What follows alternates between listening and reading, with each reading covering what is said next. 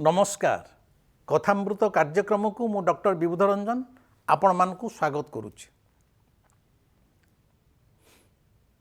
आज मध्य आम से जीवनर कथा आम मानक संपत्तिर कथा जीवन सारा मनीष कौन करुथाए जीवन सारा मनीष एई जो जीवन यात्रा रे बाहरी तार समग्र जीवन केवल संपत्ति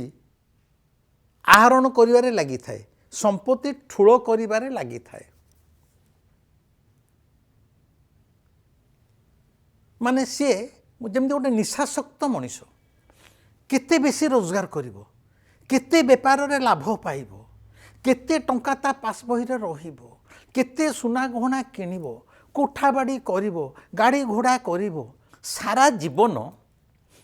100% मनीषर लालसा कामना बासना केवल संपत्ति ठूल करिबारे किछि भूल कहले अथच से निजे जाने कौन सी मनीष आज जाए ता समग्र जीवन जो तार जुआ खेल रे बीतेई दउची जुआ खेल माने ए जीवनटा को से गोटे बाजी लगे दउची केवल संपत्ति ठूल करिबारे से संपत्ति ता सहित केबे भी मृत्यु सहित जाए नहीं। श्रेणीकी से जेते राजा महाराजा हुंतु जेते धनाढ्य व्यक्ति हुंतु जेते बेपारी हुंतु समस्ते तांको समग्र जीवन रे ठूल करिथिबा संपत्ति की एई संसार रे छाड़ी दे कि जाती। अरे बाबा जदि सेटा सत्य तू जदि तो सहित किछि नहीं पारुनु अथच मोला जाए केवल संपत्ति संपत्ति संपत्ति ठोल करे लागिचु काई सितारे मातिचु मनुष्य मरिया को बसिलानी। मु निजे कहूची मोर निज भिणे माने मोर ऊपर जे बड़ भौनी मोर निज भिणे तांको एने हबो 76-77 77 वर्ष पर कौन जीवन को आम आशा करा सबुदिन बचापी खाई पी टे शांति रहा कथा सी एवं मसे तले आ गोटे कोठा कि सी कोठाटी को सजाइबार लगी पागेलामी। मोर गोटे सांग बैंक चाकरी करथिला मोरी बयस पुओ फुओ कहीं ना गोटे झील सी हैदराबाद घर द्वार कर अच्छी सी भी एबे पुरी गोटे कोठा किणला पागेलामी। किंतु जो संपत्तिटा मनीष यही जीवन यात्रा काल रे संग्रह करथिले मृत्यु सह जाई थांता से संपत्तिटा कौन से जानी पारुनी। छोटिया कहानीटे गोटे महानगरी रे गोटे भिकारी थिला से सहर रे गोटे निर्दिष्ट गछ तले सारा जीवन छिड़ा होइकी भिक्षा करुथिला। से सहर रे एमती केही नाही जे जानी नथिला से भिकारीटी की कारण सारा जीवन मृत्यु जाए से गोटे गछ तले छिड़ा होइकी भिक्षा करुथिला। से आउ कुआडे बुली बुलिकी दुआर दुआर बुली भिक्षा करेनी। देखागला केते दिन पर दिने देखागला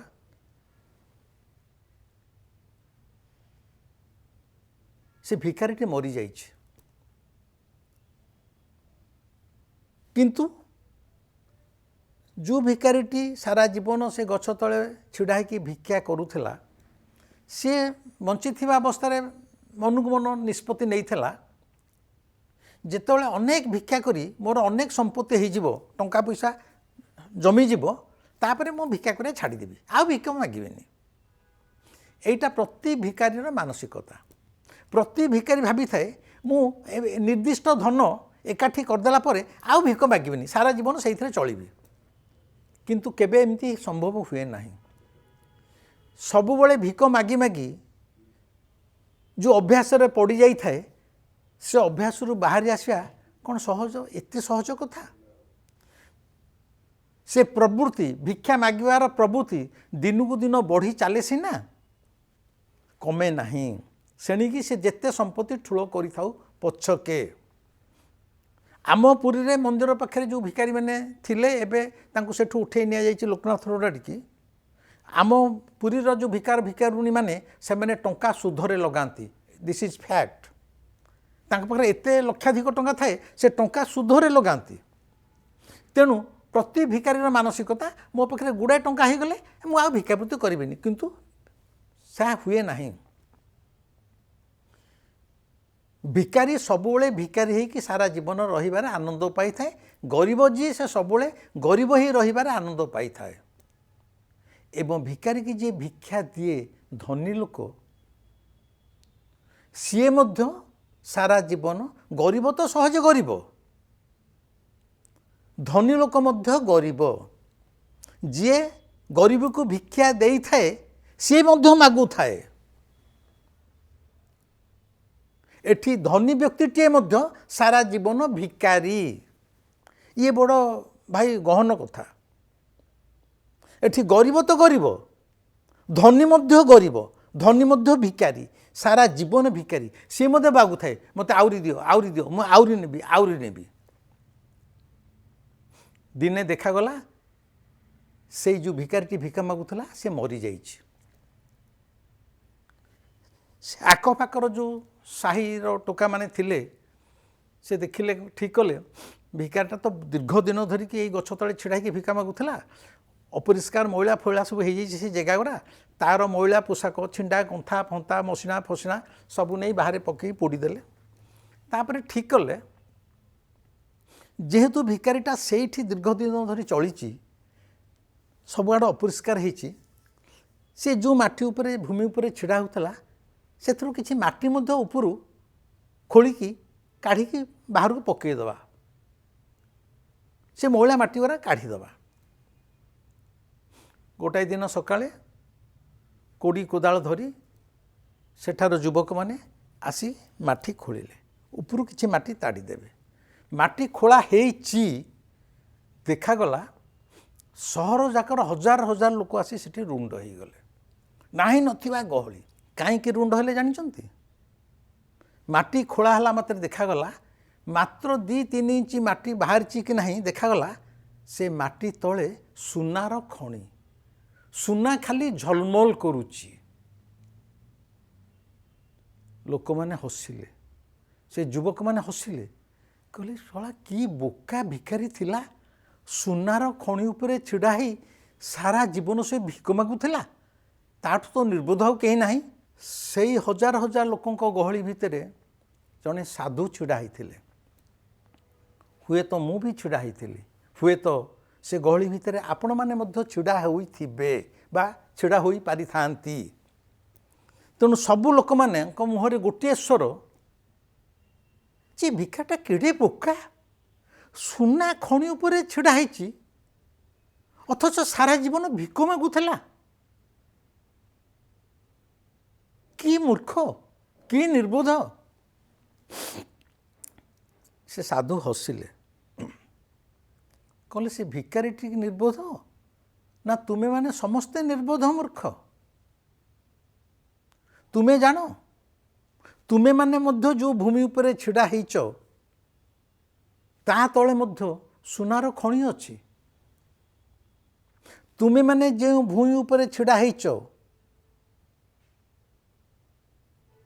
तुम्हें मैंने तुमर निज स्वयं जो स्वयं भूमि रे छिड़ा होइच ता भितर मध्य परमात्मा ईश्वर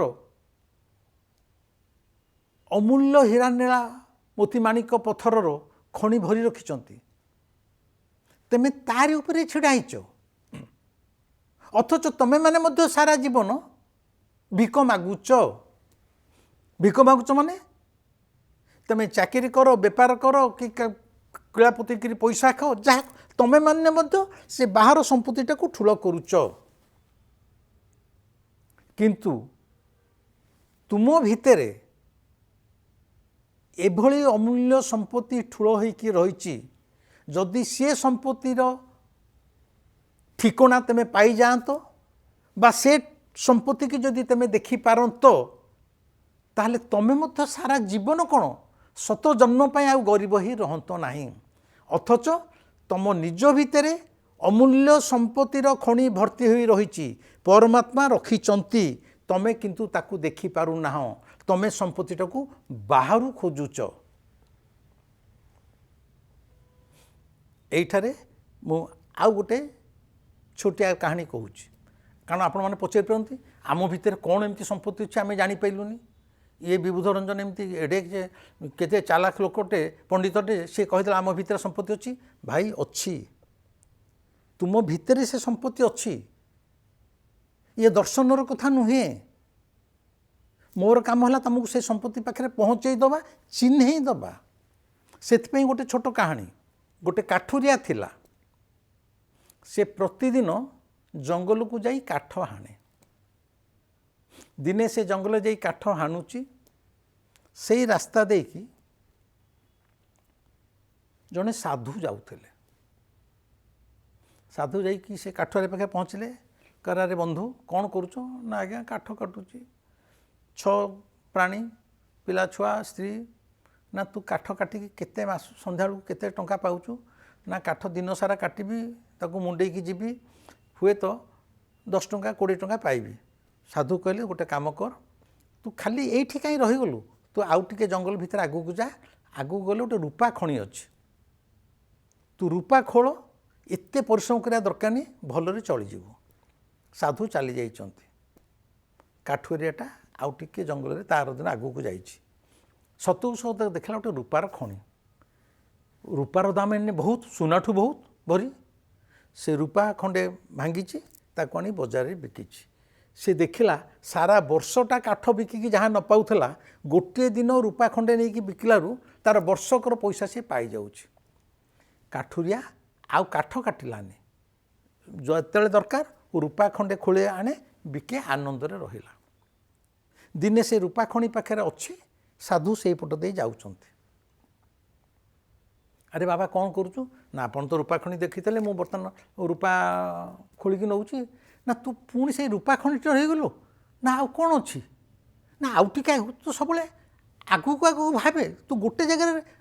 स्टिक होकर रही जानी ना आगू कौन अच्छी ना आगू को सुना खଣି अच्छी ना हाँ ना तू आउ टिके आगू को जा। साधु कथा मानी से जो काठुरियाटी ता परदिन सकाळु रूपा खଣି ठू जंगल आगू आगू जाइए सतुक सत गोटे सुना खଣି पाखे पहुँची बहुत खुशी जाइए मन अति कुतकुतु रूपार इटा खंडे किणिले जी नुह सुना टिके कढ़ीदेले भी मत पैसा पाऊँ से दिन ठारू सी सुना खणी सुना बिस्कुट खंडे खंडे बिस्कुट साइजर काटे ताकू नहीं बजार में बिके तार आहरी उन्नति है परिश्रम बहुत कमीगला खाली सुना खंडी आनिला बिकिदेला मासे चलिला 6 मास चलिला आनंद खाइला पीला गीत शुणिला मॉल बुलिला सिनेमा हॉल को गला केसरी सिनेमा हॉल को गला खंडगिरी मेला देखिला मौजरे रहिला। एमती किछि दिन परे साधु पुणी से रास्ता जाउछंती से सुना खଣି पाखे सुना खोलुची साधु कहले अरे बाबा भल ना आज्ञा ना तू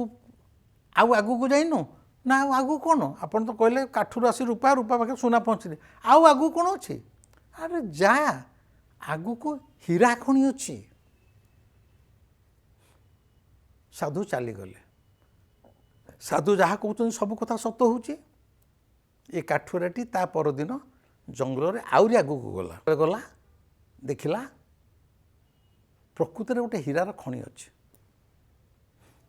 से हीरा पथरटे बाहर कला गोटे एडिकी जदि सोरिष दानार हीराटे ओरिजिनाल हीरा थी तार दाम भी 10 लाख हम सबुठ मूल्यवान तापरे से हीरा आनिला खंडिया हीरा आनी बिके से स्थानर सबुठारु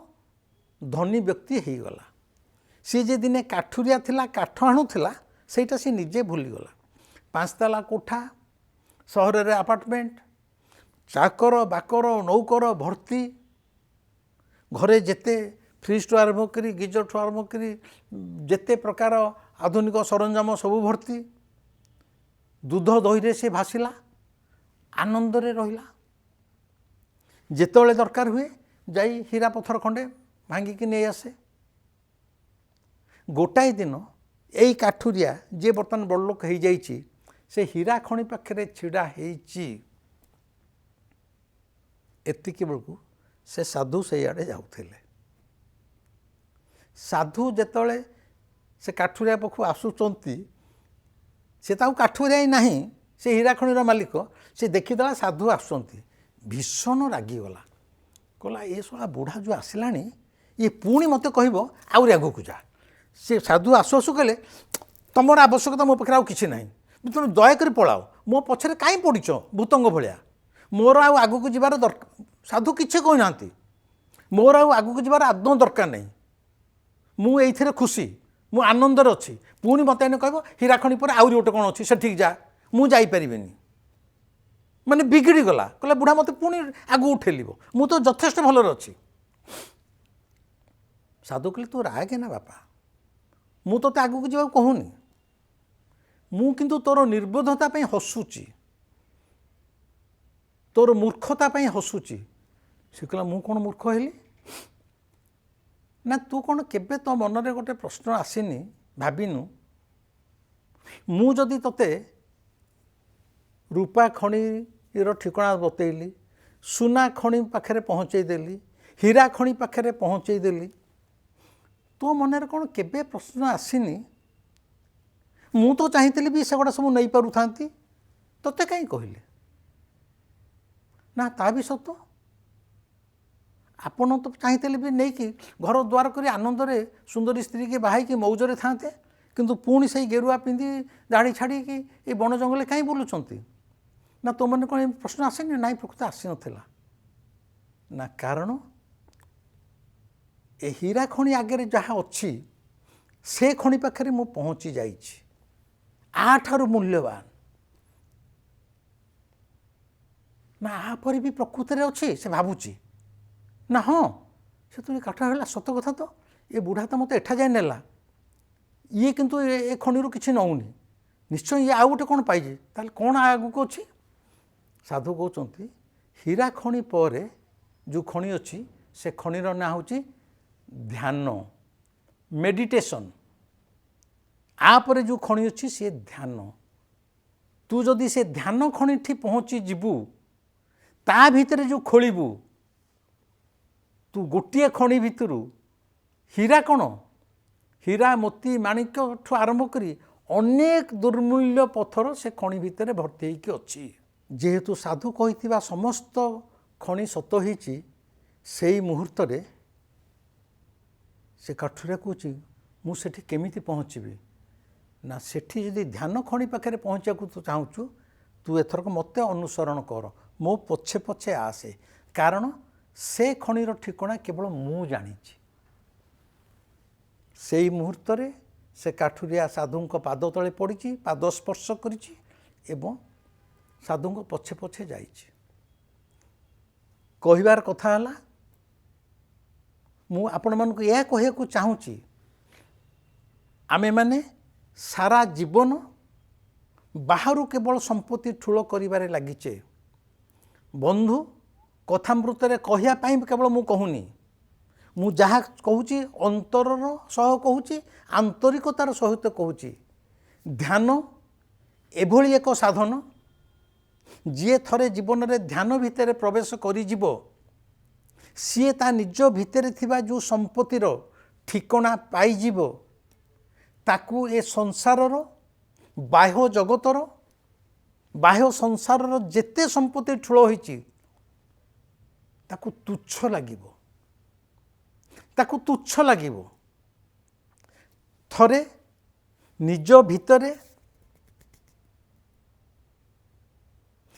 भितरे यात्रा करी सही खणी पाखे पहुँची गले जीवनर सकल दुख जंत्रणा उभे जीव तेमे जीवन सारा जिते संपत्ति ठूल करथिले मध्य जहाकू पाई गले ଯାହାକୁ ପାଇଗଲେ ତମର ଜୀବନର ସମସ୍ତ ଦୁଃଖ ଜ୍ୱାଳା ଯନ୍ତ୍ରଣା କଟି ଯାଆନ୍ତା ଏବଂ ତମେ ସାରା ଜୀବନ ପରମ ଶାନ୍ତି ପରମ ସନ୍ତୋଷରେ ଜୀବନ ବିତାନ୍ତ। ଆରେ ସେଇ ସମ୍ପତ୍ତି ଟିକେ ଭାଇ ଟିକେ ଖୋଜ। ସେ ସମ୍ପତ୍ତି ତମ ଭିତରେ ଅଛି। ସେ ସମ୍ପତ୍ତି ପରମାତ୍ମା ବା ଈଶ୍ୱର ଆମ ଭିତରେ ଦେଇଛନ୍ତି।